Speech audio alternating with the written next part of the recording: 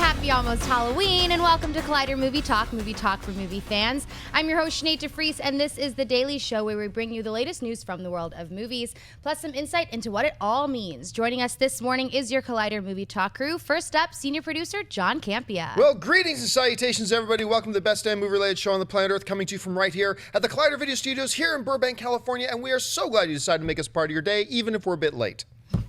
Also here is our production manager, Dennis Sen. Happy pre-Halloween, everyone, and everybody get thrifty. You can find him hosting the Collider recap shows for The Arrow, Agents of S.H.I.E.L.D., and The Walking Dead. It's Josh McCouga. Hey guys, I'm a Jedi, but I'm sort of just like a guy that likes Jedi. You look like you were just fished out of the ocean, and they're trying to warm you up. Very true, very true. And it's Christian Harloff. I like to introduce my band, Sexual Chocolate. Woo! Because the greatest Love of all is out of me.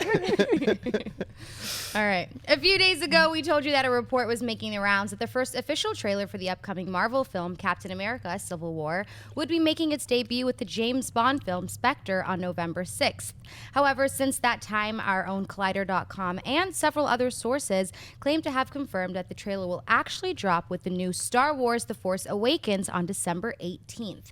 John, which of these reports do you think is more accurate? Well, the one coming from Collider is always most likely the most accurate. And here's the thing, and it makes sense. Look, it's still within about a month of each other, the two rumors. In Captain America Civil War, being a Marvel film, which is owned by Disney, is probably more likely to open in front of Star Wars, which is also Disney. But remember, it's not the studios don't necessarily always get to handpick which movies their trailers play in front of, but they do get to pick when they drop them.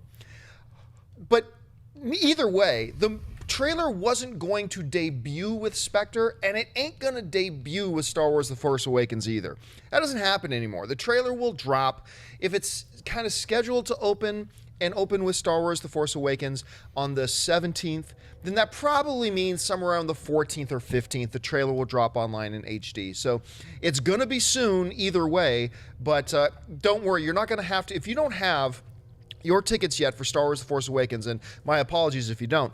I feel very bad for you. But you don't have to lament that, oh my goodness, I'm going to miss the debut of the Captain America Civil War trailer. No, you're not. It's going to be online before that ever happens, so nothing to worry about. Christian, how do you see it? I totally agree, and I think that the reason why Marvel is doing this, by putting it in the movie theater, when you have all that excitement, and we've been talking about this on Jedi Council, we've been talking about this on Movie Talk, the excitement and the energy in the air for when everyone sees Force Awakens, it's going to be incredible. So the lead up, the build up. So imagine just the atmosphere when the Civil War trailer breaks. It's just to add it to the atmosphere. Now look, if you put it with SPECTRE, it'd have a nice little reaction too, but not the reaction it will have with the crowds that are going to see The Force Awakens. So it makes sense. But John, you're absolutely right. It's gonna be online because they don't want to. They know that not everybody got their tickets, so they also want to make sure that it gets out there. And they want it to be another one of these movies, like what Disney does so well, another trailer that is breaking records as far as people watching. And the movie then comes out in what, July? May. It's even closer. So. And I think they're going to get a double whammy this way, too, because they're going to put it out on the 14th or 15th, get all the big pop and hoopla and buzz, and everybody's going to be super excited about it. And then what they're going to do is, then people are going to go into Star Wars and see it for the first time on the big screen. They're going to get that extra pop there, too. So they're going to get, like, double down for your money on this. Anyway, Josh, what about you? Well, I mean, obviously, for me, there's nothing better than trying to watch a trailer on my phone in between stoplights. But those crowds in those Star Wars theaters are going to be like when you get antsy before a big concert and like the band's a little bit late and everybody's like, you can feel and like the band's backstage in a movie, and you're going to drop Captain America, the Civil War, that place is going to erupt. SPECTRE is going to be a more subdued crowd. I think the smarter move would definitely be to go with Dennis? Star Wars. Yeah, I think it makes more sense to debut before Star Wars. The only problem is, remember when they tried to debut it before it was Avengers Age of Ultron on Agents of S.H.I.E.L.D. and then it got leaked. Yeah. It's a long time between now and December 18th. Yeah. Who knows what might happen? I don't know if they found out who did that and if they exterminated that person, but that's the only reason why I think maybe it would come earlier, just so that wouldn't happen. But I think even so, even if it dropped online like really early, it's still going off the point that the type of atmosphere, the way that the crowds will respond. It's like not that Civil War really needs this per se, but a lot of times for press screenings, if a movie itself is not going to be that good, right? They'll sometimes do a screening where they combine the press with fans, because they want the press to feel the energy of the fans. Yeah. Now, it's not that Civil War needs that, but it's added because, like Josh was saying, that it's that crowd. It's like having a really good band open up for an even better band, you know. It's or shorts, or the one band comes up for a short song. It's gonna be that energy that's just out of control. So I think it's even if it leaks early. I would think that Marvel would maybe want to debut it alongside an Agents of S.H.I.E.L.D. on TV. You know, like keep they the do property. with ESPN with Monday Night Football. Correct. That would just kind of make sense. You know, I mean, Agents of S.H.I.E.L.D.'s ratings have been pretty much the same. But if you say you're going to debut Captain America, that's just going that episode's going to go through the roof. I think you're bang on the money. I think this trailer will probably release. First of all, it'll release online. Yeah. And then like 24 hours later, it'll be with Agents of S.H.I.E.L.D. because Agents of S.H.I.E.L.D.'s got one coming to them because they were supposed to get the Age of Ultron now. And full kudos to the folks at Disney and Marvel and everybody over there for how they've clamped down on their security, because remember that Age of Ultron thing leaked early. That whole damn it Hydra thing they put out, that was great, but everything they showed us at D23 has stayed under lock and key. Yeah. All the Star Wars stuff has stayed under lock and key. I was stunned that we made it to Monday Night Football without seeing that Star Wars trailer. So they've really amped up their security on this stuff, so they're doing a great job. Oh man. All right, what's next? A short while ago, we let you know that Ridley Scott had insisted that his Prometheus sequel, Alien Paradise Lost, come out before the Neil Blomkamp proposed Alien 5 project, which was said to also involve Sigourney Weaver. Since then, Paradise Lost landed to 2017 release date, and Scott has announced that more sequels will follow. Now, Blomkamp has announced via his Twitter account that his Alien 5 project is on hold. He tweeted the following: Alien is kinda holding/pending Prometheus 2, so I shall be working on other things. As much as I love the Xeno and Lieutenant Ripley, that's it. Christian, what do you take away from the tweet, and do you think that Blomkamp's Alien 5 will ever actually happen? Well, you didn't read that was signed by. It was signed by Chappie. That is the reason why Blomkamp is not doing this film, because I think that what you have is Ridley Scott, who 2 months ago, John and I were like, I don't know, hasn't done a lot of hits lately, and then he puts out The Martian. We're like, what's he doing next? Yeah, that's the way this business works. That's the way that, like, okay, you've proven yourself again, we're on board. What can you do next? Okay, I didn't love. Now I think Dennis, I think you did like Prometheus.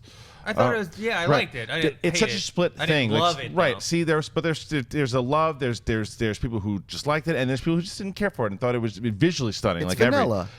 I mean, there's To me. split opinions on it. So I'm curious to what Ridley Scott will do with Prometheus 2. And I think you have a better shot of him tying together the universe and then connecting a new alien down the line, because I think it gets a little sloppy if he does this new mythology in Prometheus 2 that ties into another alien movie, and then we didn't even know what Blomkamp's what his version was. Did it come after Aliens? We didn't know. Some say it didn't. That it retconned 3 and 4.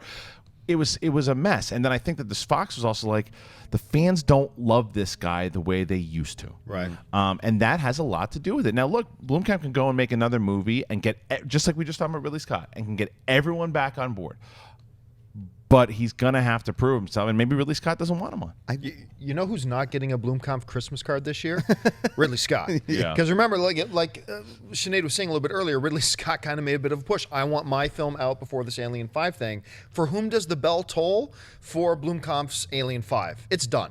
It's done. It ain't going to happen. Because especially now with Ridley Scott saying, I'm going to get mine out first, and then he comes and says, and I'm going to do sequels, and of course Chappie, and all that. It's done. This ain't going to happen. I don't doubt that we're going to get an Alien 5 in some incarnation, some way, shape, or form at some series. point. Maybe a web series. It'll be, watch for the trailer with the new Mortal Kombat. But as far as the one that Neil's been working on, I think that thing's done. You're right. I think Chappie probably has a lot to do with that. What do you think, Josh? I think, it's like in high school. You thought of a really cool idea, and then the popular kid was like, I got this. Don't worry about it. And Blomkamp he got taken out to the pasture on this one. It's like you said, he's not everybody's darling anymore. He kind of had like the John Heater syndrome where Napoleon Dynamite was like, this guy's the next big star, and then he did like a bunch of flops, and now he's just kind of around.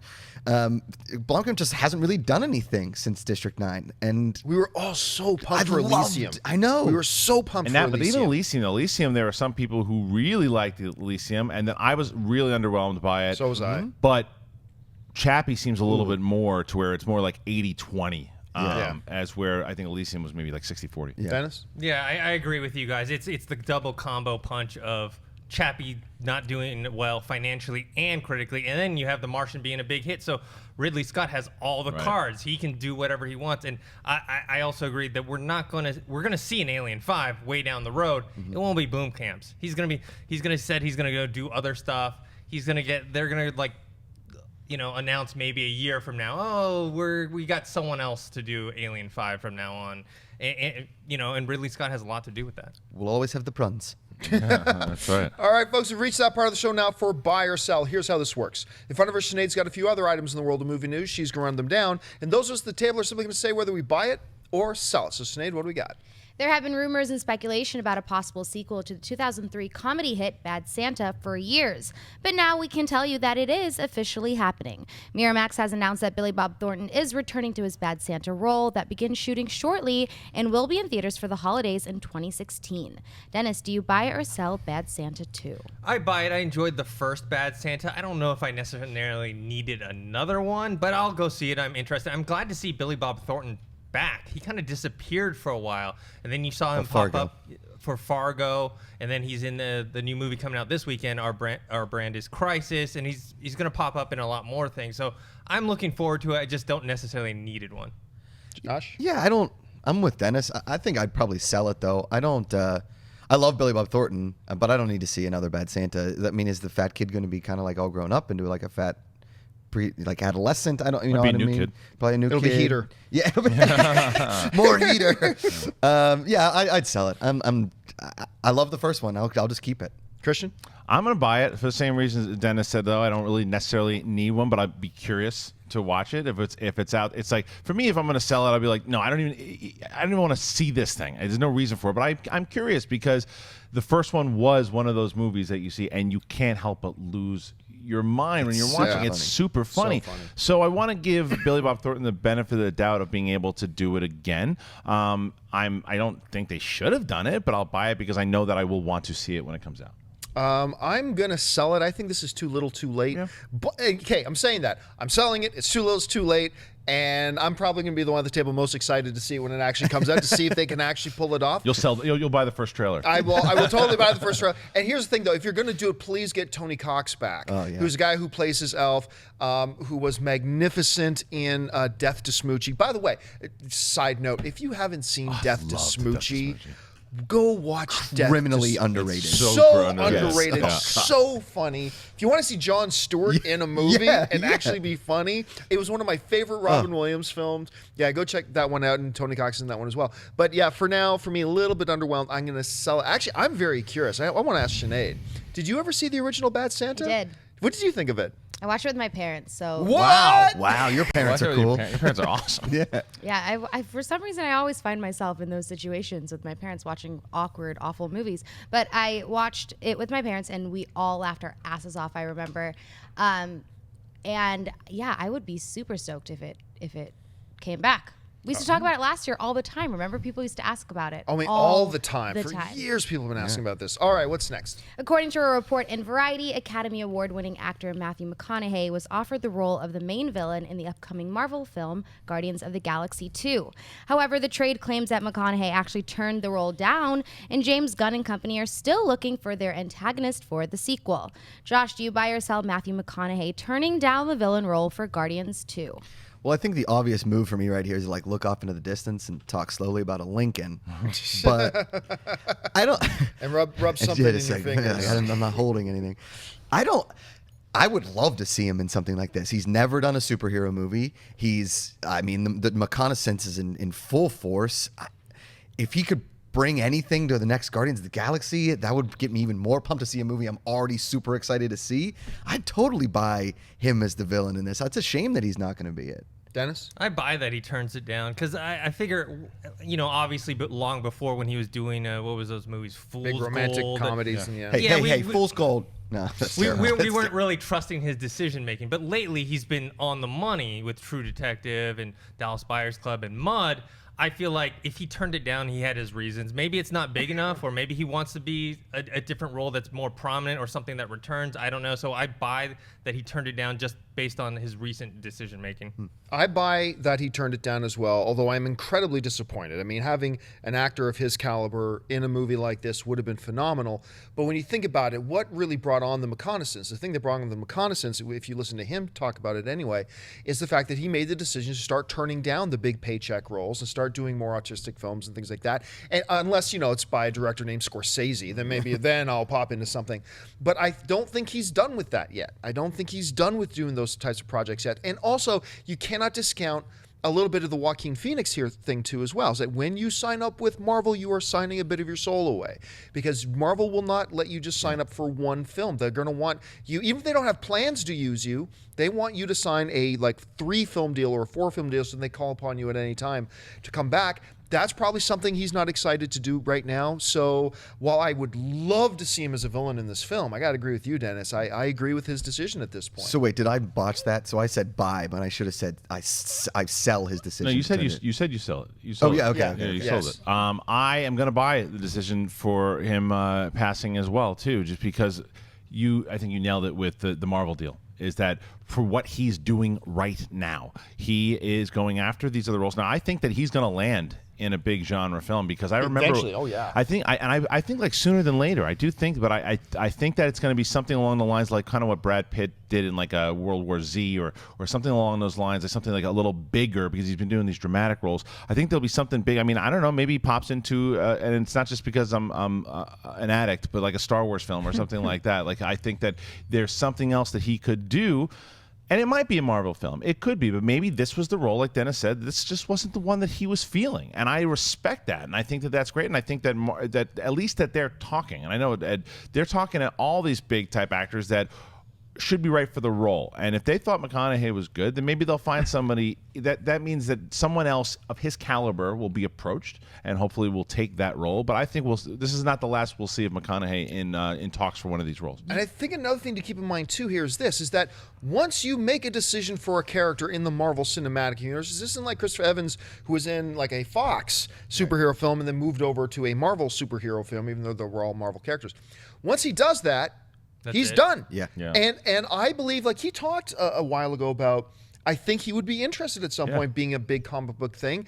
It might just be that this isn't the role he wants. He wants something different, and he knows if he takes this one now, that's it. He's done. Okay, but if he's a villain, and you guys are talking about the 3 movies and signing on like the old studio system where, like you had Katharine Hepburn, she had to do 15 movies with Paramount or whatever.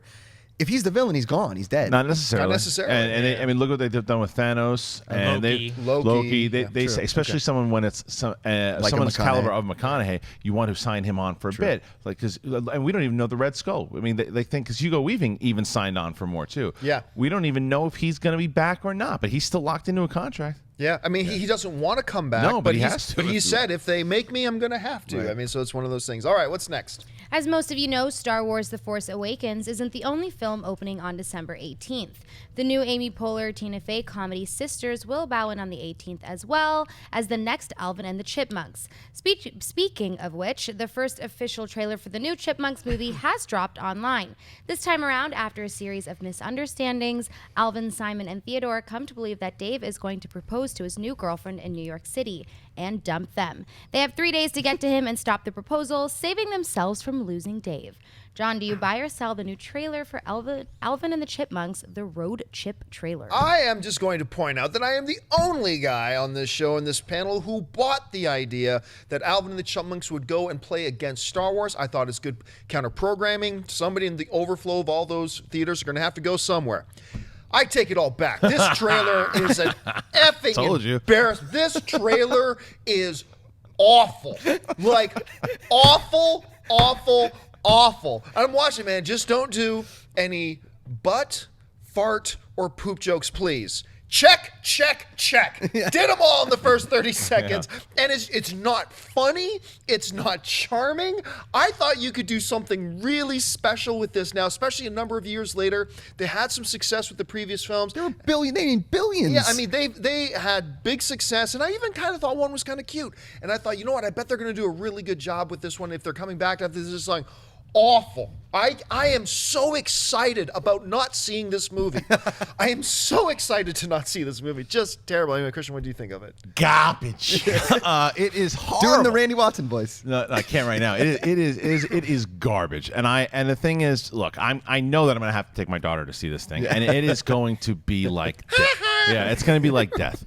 It's Smurfs. It's Smurfs all over again. It really is, and it's just the whole. It's just pulling jokes from like the late night. Sir Mix-a-Lot, really? In there, it's not clever. It's just a matter of the fact that the other movies made that much money. It's just I'm going, we'll throw it in December, hoping to do what you guys have predicted is capitalize off of Star Wars. Ooh, money, money, money. This is not about making a good film for kids. This is about just putting money in the pockets. And I know all movies are about that, but not the sole purpose. This is the sole purpose. That's all it is, about making money. Josh? Planes, Trains, and Chipmunks. I don't. I want it to do well. My cousin has a main role in it, so I feel terrible talking about it. But this is awful. This is bad. This just looks. I mean, I know who else isn't getting a Christmas card. Not from him. I don't. I would never see this movie. I didn't see the other three. I didn't see Smurfs. Nothing in this trailer was romantic. Like nothing. Romantic. Not like giving you like youth romance. Like I remember when I was listening to Christmas when Alvin and the Chipmunks Christmas nostalgia, that kind of stuff. There's nothing in this trailer where I'm like, God, I can't. I'd show my little niece and nephew. Nah, I wouldn't even go. I wouldn't do that to them. Dude, I'm selling this so hard. These things creep me out. The Smurfs, the Chipmunks. Whenever I see them, horror film. I didn't watch the first two, but just those trailers made me not want to see it. So when we started this one, I was like watching. I was like, okay, I'm going to keep an open mind. I'm going to pretend I never saw those other trailers. Maybe this one will charm me, something happen. And then what you said, the poop jokes, the fart jokes, the booty dancing. Every lowest common denominator you can find. Oh, my God. Throw in Bella Thorne. They doubled down on it. They were like, no. We're not going to make it charming for the whole family. Let's double down on all the worst aspects of it. And I guess it makes them money, so I guess that's why they did it. More power to them. All right, what's next? Speaking of new trailers, the first official trailer for the new Sacha Baron Cohen, Mark Strong comedy, The Brothers Grimm, has hit the web. In the new film, Strong plays one of the world's top spies who must go on the run with less than sophisticated long-lost brother, played by Cohen. Christian, do you buy or sell this first trailer for The Brothers Grimsby? I'm going to sell it, and I probably would wind up looking forward to this movie once there's a different Red Band trailer and there's a little bit more to the story, because I'm a big Sacha Baron Cohen fan. I like Mark Strong.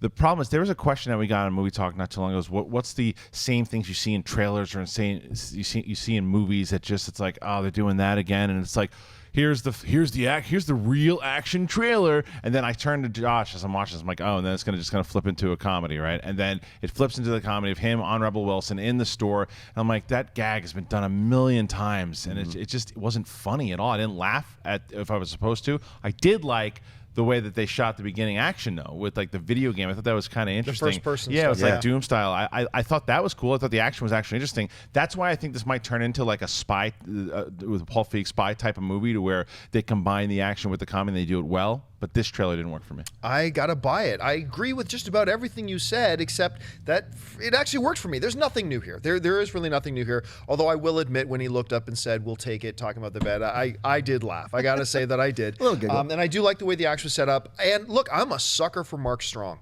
Love Mark Strong, and I'm really interested to see. Look, Sacha Baron Cohen hasn't headlined anything since 2012's The Dictator, which failed. But I'm one of the very few people you'll find in this world that actually kind of appreciated The Dictator for what it was. So I saw the trailer for a quick little. Remember, the movie's still 4 or 5 months away, but for like a quick little introduction to the film, it did its job for me personally. So for me, it worked. So I'm going to give it a buy.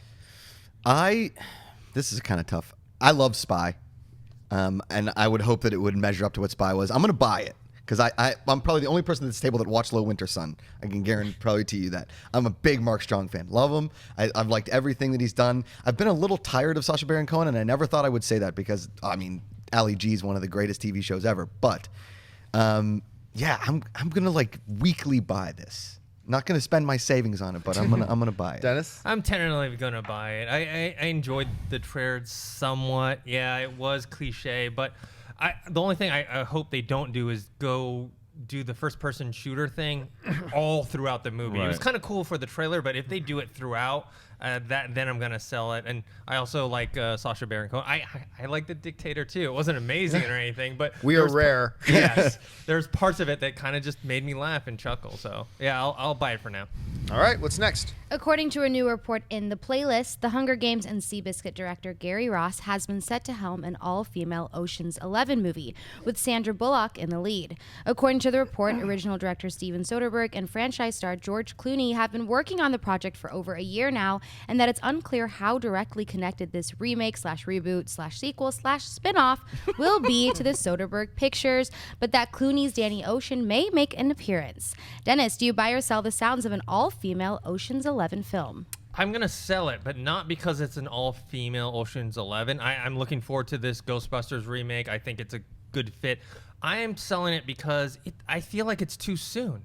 Ocean's 13 came out in 2007. We're not that far removed from it, and so I don't see the purpose of kind of remaking or making a spin-off of it. And I don't mind the all-female thing, like I said, but you know, I think maybe 5-10 years from now. Ocean's 11 was a franchise I enjoyed, but I'm not clamoring for some sort of spin-off or remake. Josh? Yeah, I think I'm gonna sell it, and for the same reasons. I would love to see an all-female Ocean's 11, but I don't. I think it comes with that curse of the title kind of a thing. I would love to see an all-female like heist movie, but you don't have to call it Ocean's 11 if it has similar tones. But if Sandra Bullock's Danny Ocean's sister or something like that, and that's the angle they play, I could kind of see that. But seeing an all-female heist movie, that sounds amazing. Selling it as an Ocean's 11 is what I'm actually selling as the property. Wow, that's big buy for me, actually. I think everything in this sounds good. Gary Ross is an exceptional director and writer and storyteller. Soderbergh and Clooney have been developing this story themselves, and it's going to tie in with the original Ocean's 11. I'm hoping there's going to be a story plot or a plot point that makes it necessary we need an all-female team, and that will feed right into it. I got to tell you guys, you mentioned it being too soon from 2007. I'm almost feeling like it might be a little bit too late. From 2000. That would be my one hitch on it, but I look across the board on this, and I'm a sucker for heist movies. I like what they did with all the original Ocean's films. They declined in quality as they went, but even by the last one, I enjoyed it. You like the second one more than the third one? No, I thought they. Oh, so, yes, I did actually. Really? Yeah, a little, yeah, a little bit. A little bit. I know I'm rare that not way. a fan I of the love it. second But one, but I liked the them third all. one. I agree. I enjoyed them all personally, but I don't see anything in this other than the fact that I think it might be a little bit too late. So for me personally, it's going to be a buy. I tentatively buy it. And I say that because I just don't want it to be like, well, this is Samantha Ocean, Danny's sister, and now she runs her own crew, and they all happen to be female. Derpy. Yeah, it just become. I don't want it to become shtick. I don't want it to become a gimmick because I like the idea. Like if they put together a story to where Sandra Bullock is the Danny Ocean type, with a capable crew. If it's all female, if it's half female, half men, whatever it is, as long if it works, then great. I just sometimes I don't want it to just be like anytime there's a fad. You know, like we got a female Ghostbusters, we got a female Expendables. Now we're gonna have a female Danny Oceans. It's like great if it works, then great. I think that it damages properties in general, and it could damage it, and I think it will kind of almost like a setback as well too. Unless it works. If the story, because like you said, Ross is a great director. So if they have a great take with George Clooney and Sandra Bullock, and like, no, this female prequel, sequel, reboot, whatever it is, this further telling of the Ocean, whatever it is, this is what we want to tell, and this could work. And this is the next telling of the story, and we have an all-female Oceans 13, 14, 15. I'm in. Yeah, and I'm kind of under the gun here a little bit, proverbially, because if I don't buy something with Gary Ross in it, I'm in trouble at home because Big is Anne's all-time. You're thinking of Gary Marshall. Oh, am I? Gary Ross is Hunger Games. He did Hunger Games. Yeah, he directed Hunger Games, but he wrote Big. No, you're thinking of Gary Marshall. Penny Marshall directed it, and Gary. I'm going to look it up, and I'm going to Really? embarrass myself when I find out I'm wrong, but I'm pretty sure. I will say, I don't know which one. like we said last night, I'll go He see did anything. Yes, he directed Seabiscuit. Yeah. Yes. Okay, I will maybe go you're see right. anything Maybe with you're Sandra Bullock in it. I'll just say that. So Heist 11, whatever. I love Sandra. Actually, as the lone female at the table, Sinead, I'm just curious, what do you think about the idea of? You're right. I apologize. Gary Ross. I apologize. Wow. I love it. I love it. I really do. I think it'll be good. And Sandra Bullock is one of my favorites. Like, She's amazing. yeah. So I want to see anything she's in. Always. John Campea, I think you owe him lunch or I something. know, that was good. Okay, yeah, 1 out of 20. Let's not get too carried away here. All right, folks, listen. On Thursdays, and I should have mentioned this off the top of the show. Unfortunately, yesterday there was no movie talk. The reason being is it was a perfect storm of circumstances. We had planned an all live interactive episode, like Twitter interaction, all live, so we didn't have anything else planned. And that was the day the internet went out in our office. So we had no show yesterday. And one of the things that we do on Thursdays, we talk about the other films opening up this week in theaters around the country. And one of the ones that we didn't get to mention yesterday was the new Scout's Guide to the Zombie Apocalypse. Now, we were really lucky earlier this week to have one of the stars of the film, Logan Miller, come in and talk with us here in the studio. And we want to share a little bit of that conversation with you right now. Check it out.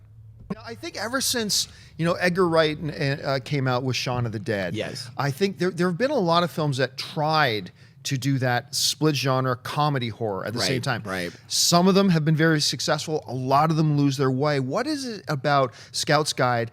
Why was Scout's Guide able to find that balance, that right balance between the comedy and humor, and make both elements work? Well, we have done a new thing that nobody else has done, and if you try to recreate this, I'm watching you because you're stealing our ideas. Okay, what we did was we took our zombies and gave them all characteristics, gave them personality in a way.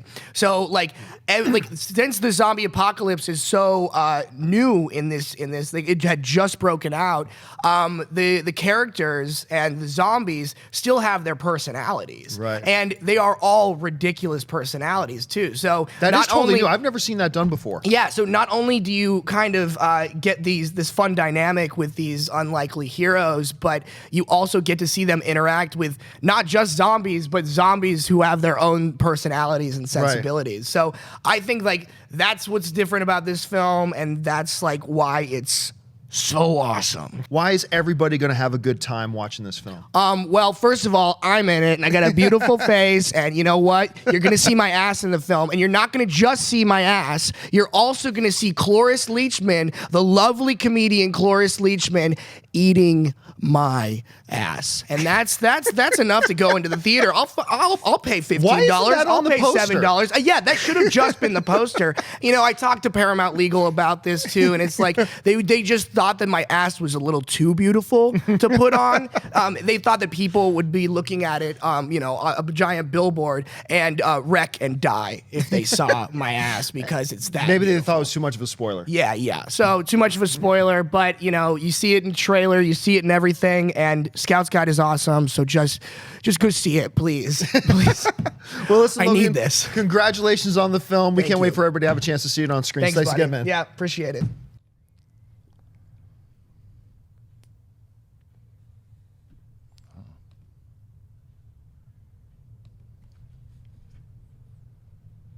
Go to a blank shot.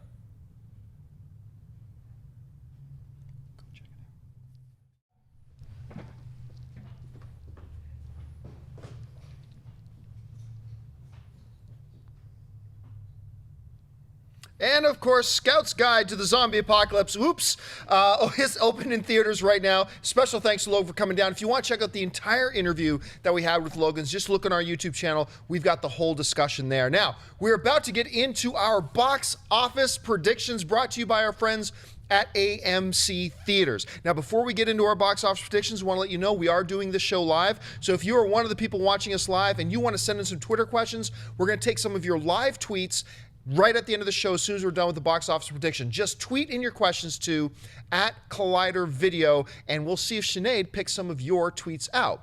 But for now, let's run down our box office predictions. Dennis, we're going to start with you this week. What are going to be the top 5 films at the box office on Monday? I'm going to start with number 1. I think The Martian is going to keep it again. I think there's just so much good word of mouth. People are seeing it over and over again. Just it's a feel-good movie, so I think it'll keep it number 1. Number 2, Goosebumps. Families coming out to see it. 3, Burnt. I'm interested. I haven't seen this yet, but I'm very interested in seeing it just because of the whole cooking food thing. 4, our brand is Crisis. I think Sandra Bullock will bring in some people, but it's not going to be huge. And then number 5, Bridge of Spies. I think the whole Spielberg audience is still going to see this. All right, for me, I am going to go number 1, also The Martian. I think that's going to hold in the more spot. Number 2, also Goosebumps. I think it's going to hold the number 2 spot. In number 3 spot, I believe is going to be Our Brand is Crisis, the Sandra Bullock film. I think that one's going to take 3rd position. I think the 4th spot will be Burnt. And the number 5 spot, I believe, will be Scout's Guide to the Zombie Apocalypse. I think Bridge of Spies is going to get nudged out of the top 5 this week. What about you, Josh? Well, I'm off, I guess. All right, I'm going to go Martian 1. Obviously, agreeing with you guys. That's just a juggernaut. Scout's Guide 2. Goosebumps 3. Bridge of Spies 4. Burnt 5. All right, Christian? I have a bit of a different of a list. Mine is actually, I have Goosebumps as number 1. Taking back the number 1? Okay. I think so. I think because of the holiday weekend. I think the holiday good weekend point, yeah. will send some people back to see Goosebumps. I think The Martian will be number 2. I think Burnt will come in at 3, followed by Bridge of Spies, and then closing out with Our Brand is Crisis.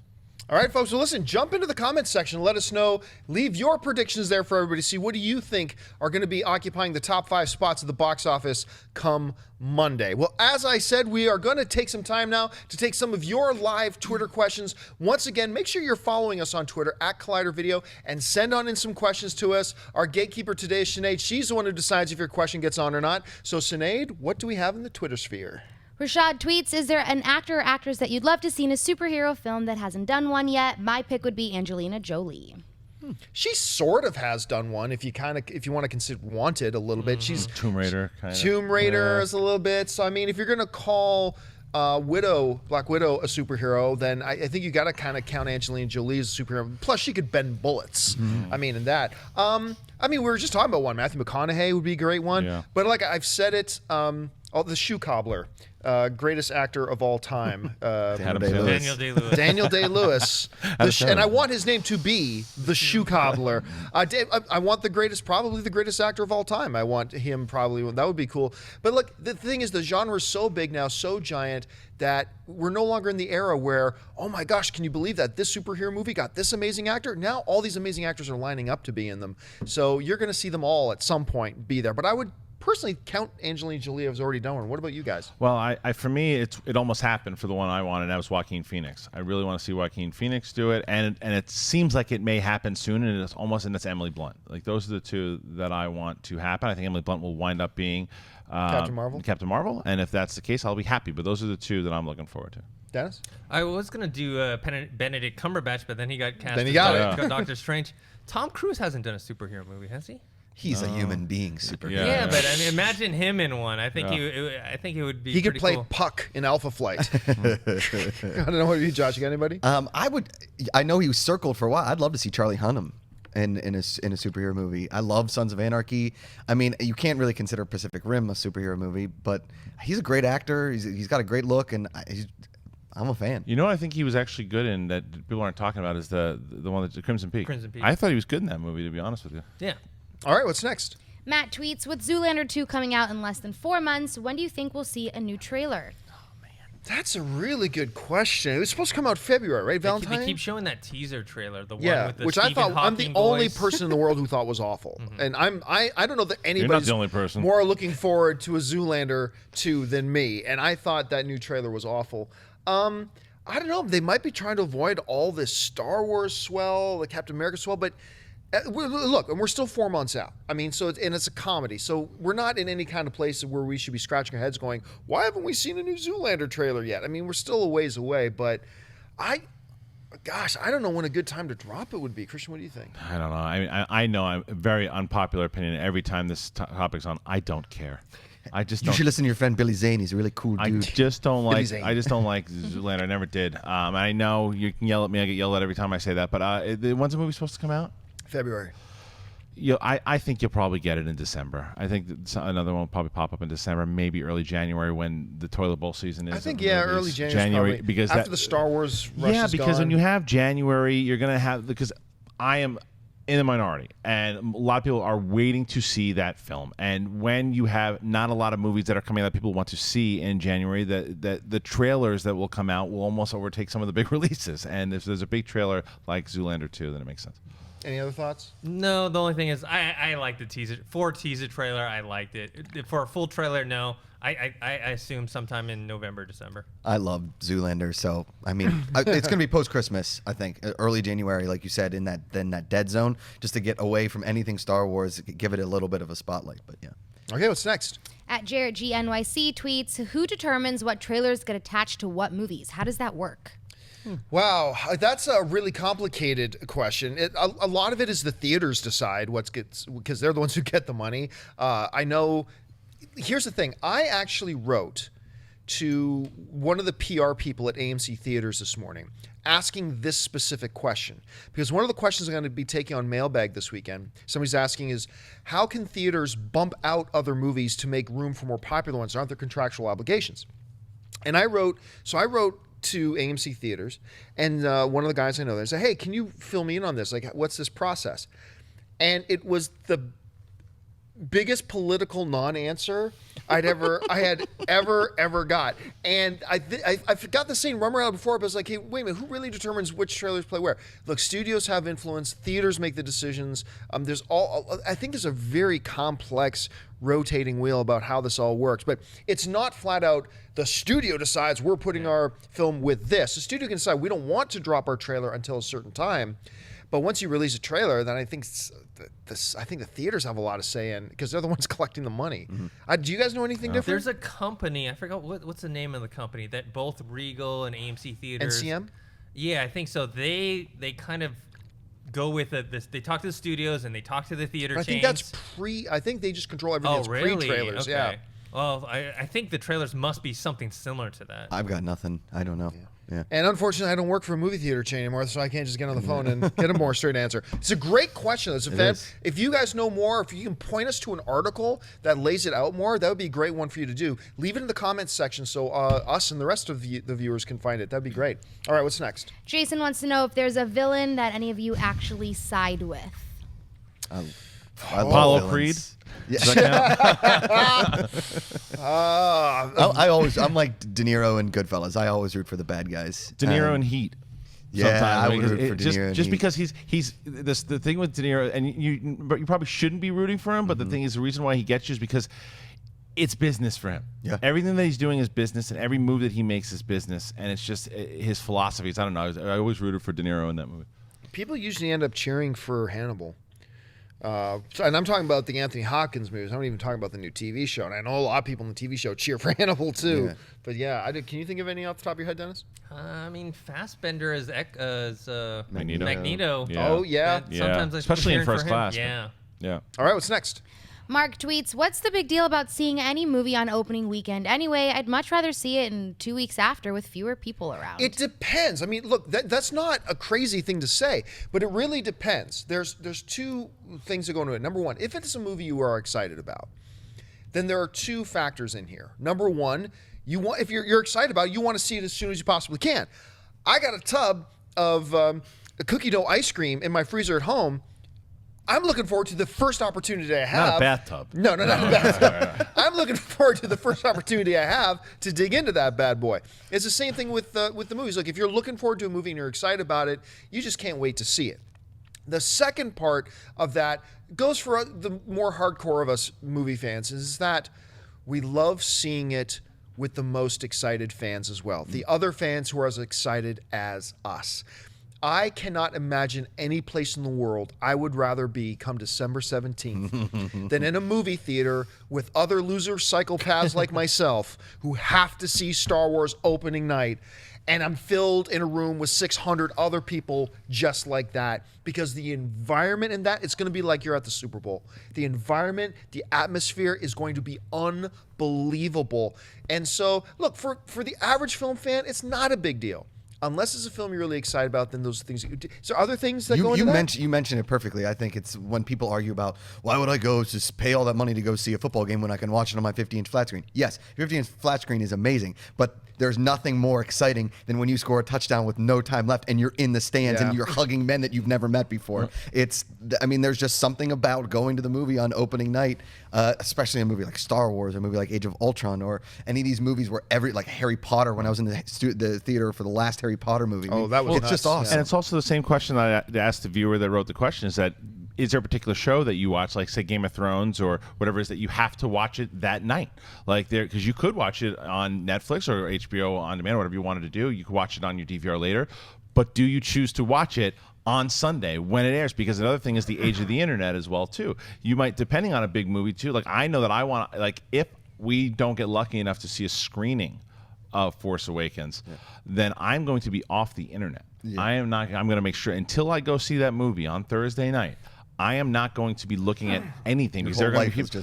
They'll ruin it for you. That's what I'm saying, 100%. and that's why. I mean, not all movies. Like you're not, if you miss Our Brand Is Crisis on opening night, you're not gonna get spoiled. But you know what I mean. So there are going back to what these guys said too. It's just like it's that experience of opening night, of going to see it and it's something like, I saw it already. I saw it. Yeah, it's excitement factor and spoiler factor. Spoiler factor, I think, is secondary for me, but it's also a concern. You don't want anything spoiled for those type of movies. But excitement factor, people come dressed up. People are excited. People are ready to go, you know? And since everyone else is excited, then it gets you more excited, and it just kind of feeds off of it's like a comedy. When everyone's laughing, you're more likely to laugh. And so those big moments, let's say during Star Wars The Force Awakens, when we expect to see something happen, everyone's gonna go, ooh, and then we're all gonna be the opening crawl, people are gonna be screaming and yelling. Well, it's like the age of question. Would you rather I thought better than to tell that joke. So, what's next? Tyler tweets, what's your favorite Halloween movie of all time? Oh, favorite Halloween movie of all time. I mean, that's from the Halloween franchise, or like an overall Halloween. I think in general, like scary movie. That because I honestly cannot remember which horror films came out on Halloween time and which didn't. I mean, so whenever you start talking about scary movies, my favorite of all time, I've said this a million times, American Werewolf in London. Of the last 10 or 15 years, probably be The Descent are the ones that I really love. Saw movies were great Halloween traditions for a while, till they got really bad, but those were really nice every year. Every Halloween those came out. So I go Nightmare on Elm Street 1 and Nightmare on Elm Street 3. Those two movies are even though 3 turns into a little more of a comedy, it's still creepy movies. I'd watch The Shining. That's my type of horror film. I said it last night. I'll say it, The Strangers. That movie scared the hell out of me. All right, let's take about 3 or 4 more rapid style. Okay. Hold on. This is Shanae's rapid style. Sorry. The Twitter refreshes and shoots you up to the top of the page. Okay, Matt tweets, what are some movies that you don't like but everyone else loves? I'm thinking this is probably off of your Zoolander thing. Yeah. We've actually got this question a lot, many times. You for Zoolander, me is Blade Runner. The one that everybody, Big Lebowski. Oh, wow. I'm shocked you don't like Big Lebowski. Yeah, I'm trying to think of things I don't like. There's a lot that I just don't like as much as everyone else, and it's like movies like Crash or The Artist, or Big Lebowski is probably one as well. It's just I just don't get. Doesn't resonate. American Hustle's one for me too. All right, what's next? Daniel tweets, I'm a huge fan. I was wondering, are we ever going to see a lightsaber fight on the scale of Anakin versus Obi-Wan? I hope not. No, I think it was too choreographed. I think it was too it kind of looks like a dance. It doesn't it didn't seem real to me when I was watching. It's like one step turn go, and plus the CGI with all the lava and everything too. I hate when you bring that up because you put me in the god awful position that I actually have to defend something from the stupid prequels. You like that fight, huh? I gotta say a lot of the except the only fight I did not like. A lightsaber fight was in the second film on the bridge of the ship when Anakin is fighting Dooku for the second time. The camera angle shots that made so it's from far away, then close up of the face. Yeah. Vroom, well, and then the 85-year-old man does a backflip off the top of it. I know, but anyway, Yoda was doing it too. But for the most part, in those god-awful prequel films, I will actually defend the lightsaber fights. I thought they looked elegant. Where you call them choreographed, I don't disagree with you. But for me, that translate to me as elegant and movement and grace, and I like it. You can't go into the lightsaber battle and just be like, start whacking each other. They have to choreograph. I'm talking about I know what you're talking about. I'm trying to make it look like, again, like when you see stuff. I saw something online with it was like because someone had sent it to me of what the Raid 2 actors might look like doing fights. Of course, you're gonna get a choreographed fight. I just don't want to feel like it's choreographed. Okay. Like if you watch the Raid 2, just a fight in the kitchen, it's clearly choreographed. But I didn't feel like it was. I felt like those guys were kicking the crap out of each other inside of that kitchen. That's what I want to see. I want to see two guys going at it to where I was like, okay, well, they've been practicing on that move. There's the spin. It looked cool, but it felt choreographed. What I'm concerned about is, okay, to have an epic battle, right? You have to have two people of equal skill level. And in this next movie, I don't see it. You can see Kylo Ren's going to fight John Boyega. I don't think they're at equal skill level. And if what happens, what you're thinking is maybe Luke Skywalker comes out, in the Force to save John Boyega's Definitely. character. He needs to bitch slap some Yeah, people. he's That's going what to kick he his needs ass. to So do. where's the equal? I think maybe Snoke? That gets me in so 8, excited. though. I don't think Luke is fighting Snoke No. in 7. No. 8 or 9 or something like that, but not 7. All right, 2 more quick. Gabriel tweets, with Burnt coming out and the popularity of food-related TV, what is your favorite food-related movie? Well, I mean, a recent one that everybody loves is Chef. Yeah. Chef was really good. That 1,000-Mile Journey. Is that the Julia Roberts movie? No, the recent Helen Eat, Mirren Pray, one. Love? Yeah, that Yes. was. Well, Eat, Pray, Love. 100-foot 100-foot journey, journey, 100-yard yeah. journey, Oh, with right. Helen Mirren. That was Right. actually a I really nice enjoyed little that. food. I like What that about one the too. movie Spanglish? I know it's not all centered around food, but Sandler plays a chef, and there's that one scene where he makes that sandwich that's fantastic. Sorry, Ratatouille. yeah. I love that, and it really is a foodie movie. You guys are forgetting all the good one. Harold and Kumar go to White Castle. What's the Julia one with Amy Adams? The Julia Child one. Julie and Julia. Julia. That's actually a really good I know, movie. I I like like that. that one a Yeah, lot. yeah. All right, last question of the day. Hannah wants to know, have we actually heard anything solid about the Beetlejuice sequel? Not in a while. No, Yeah. other than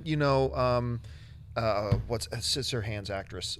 Winona Ryder. Winona Ryder. Winona Ryder saying on Kimmel or something like that. That's the reference. What do you want me to say? She's Spock's mom. Other Mr. than her Deeds. being on Kimmel and saying, like, oh, I guess I can say he's told me we're doing it.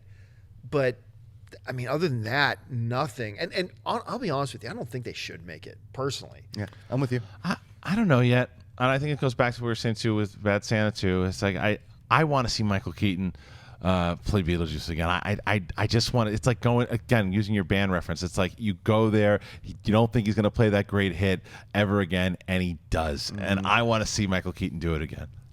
Michael Keaton does anything, I'm in. Oh, He's from Pittsburgh, man. Well, folks, listen, that'll do it for us for this installment of Collider Movie Talk. Thank you so much for joining us today. Listen, don't forget, lots of great films playing at our friends over at AMC Theaters. Head on over to www.amctheaters.com for all of your theater showtime and, of course, your movie ticket information. Don't forget, guys, Stan Lee's Kamikaze is this weekend, and the Collider Movie Talk crew is going to be there. We have a panel on Sunday at 3 o'clock, so if you're going to be in Los Angeles, get some tickets to Kamikaze. Make sure you come down. We're all going to be there, and maybe we'll get a chance to meet. That would be great. Come on down. I want to thank the people sitting at the table with me. First of all, sitting on my far left, Mr. Dennis Zen. Dennis, where can people find you online? You can find me on Twitter at ThinkHero, on Instagram, Dennis.tzng. Happy Halloween. And yeah, come check us out at Kamikaze. We have that panel on Sunday. And sitting right beside me, Mr. Josh McCouga. Hey guys, you can find me on Twitter and Instagram at Josh McCouga, doing the recap shows here on Collider, Agents of S.H.I.E.L.D., Arrow, The Walking Dead, and my YouTube channel, Between the Sheets TV. Sitting over here on my right, it's sexual chocolate himself, Mr. Christian Harloff. Where can people find you online? Well, there's a couple of things I want to tell you guys about first. If you did not check out our episode of Collider Jedi Council yesterday, it is John and myself and Mark are very, very proud of it. We were able to sit down with Kanan himself. Our favorite one we've ever done. Best episode. Best episode Really, we've ever man, done. look, Freddie Prinze Jr. was on. He voices Kanan, and he is just an ultimate Star Wars fan and a good dude. He's one of my favorite people I've ever interviewed, and it happened yesterday, so please go and check that out. It's on the channel now. Like John and Dennis were mentioning, we're going to be at Kamikaze on Sunday, and we're also going to do a Schmoes one right before Collider, a lead into Collider, so you can get a full block. So we start at 1 o'clock, so if you want to come check that out, well, I don't know what just happened there. At Christian Harloff on Instagram and Twitter, and I'm going to go to sleep now. Just curious, how itchy is your head right now? It's bad. I think the throw is getting dim. It is. I think I saw some things crawling in it, but I didn't want to say. Children are our future. I believe. And over on the end, our lovely host today, Miss Sinead DeFries. Sinead, where can people find I you? can't take you seriously. No one does. I'm online on Instagram and Twitter at Sinead DeFries and at that'so.sinead.com. Happy Halloween, guys. Oh my God, no. Spiders. And of course, you can find me and follow me on Facebook and on Twitter simply at John Campia. That'll do it for us, guys. Special thanks to all of you who joined us live and participated in the chat. Thank you so much for being with us. So until next time, bye-bye. Hey guys, if you like this video, click the thumbs up button. Also, make sure you subscribe to our YouTube channel. It'll help you stay up to date with everything we've got going on here at Collider.